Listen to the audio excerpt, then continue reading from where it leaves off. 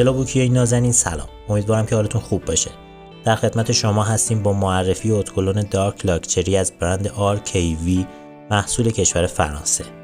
این اتکلون خنک و تند ترکیبی از نوت‌های دریایی، گریپ فروت، بادوم تلخ و نعنای هندی رو در قلب خودش داره که مناسب مصرف روزانه بوده و با توجه به ماندگاری بالا و خط بوی قوی میتونه رضایت شما رو جلب کنه.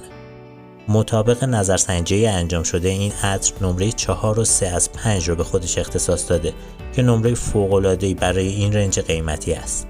رایحه این اتکلون مشابه عطر اینوکتوس بوده اما با خط بویی جذاب‌تر.